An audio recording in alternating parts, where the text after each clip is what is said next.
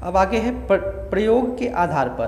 प्रयोग के आधार पर शब्दों के दो भेद होते हैं, एक होता है विकारी शब्द और एक होता है अविकारी शब्द। विकारी शब्द वाक्य में प्रयोग करने पर जिन शब्दों के रूप में विकार परिवर्तन आ जाता है तो उन्हें हम विकारी शब्द कहते हैं। जब शब्दों को हम वाक्य में प्रयोग करते हैं तो उसमें कुछ विकार आ जाता है, कुछ परिवर्तन आ जाता है, तो उसे हम विकारी शब्द कहते हैं। जैसे बच्चा, बच्ची, बच्चियाँ, बच्चे, बच्चों। ठीक है, अब देखो बच्चा जो है एक शब्द है, ठीक है। जब हम वाक्य लिखते हैं तो कहीं हम बच्चा लिखते हैं वाक्य के अनुसार, कहीं हम बच्ची लिखते हैं, कहीं हम बच्चियाँ लिखते हैं बहुवचन के रूप में, बच्चे भी लिखते हैं, बच्चों भी लिखते हैं। तो शब्द तो एक ही है, लेकिन वाक्य के अनुसार हम उसका रूप परिवर्तित करके अलग अलग तरीके से लिखते हैं, तो उसे हम कहते हैं विकारी शब्द। इसी तरीके से है हम, हमने, शब्द एक ही है हम, उसी का रूप परिवर्तन करके हम अलग अलग तरीके से बोल सकते हैं हम, हमने, हमें, हमको, हमारा, हमारे,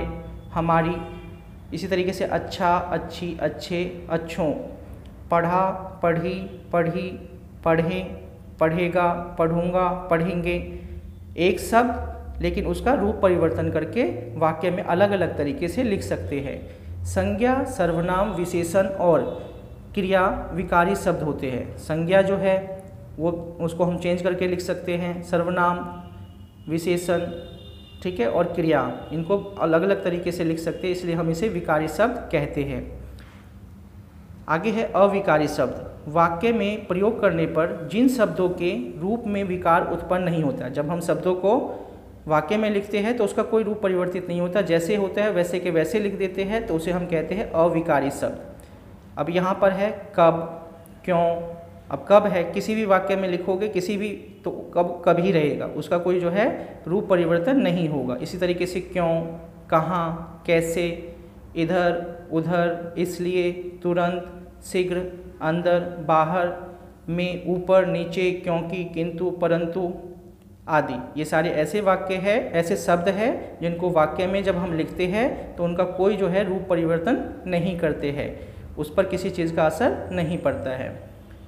क्रिया विशेषण संबंध बोधक, समुच्चय बोधक और विस्मयादि बोधक अविकारी शब्द होते हैं।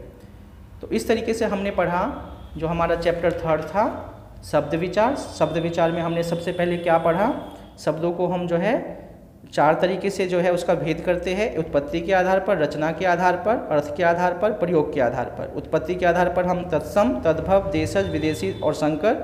इसी तरीके से रचना के आधार पर 3 प्रकार से, रूढ़ शब्द, यौगिक शब्द और योग रूढ़ शब्द।